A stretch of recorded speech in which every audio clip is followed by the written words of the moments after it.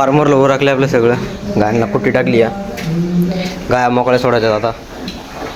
आपल्या फार्मवर आज मित्रांनो एक खुशखबर आली आहे. रिसेंटली डिलेवरी झाली गायची आपल्या. विकायची कॅन्सल केली तिची, रात्रीची विली घेते काय माहिती. त्या फळी जोडून शेणखत इकडे वाढायची, हळद होतोय इकडे वाढायची शेण मासा.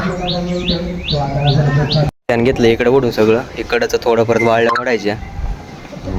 ट्रॅक्टर फिरावलाय सगळी का, 1-2 दिवसात वाळण्याला काय सोडणार आहे.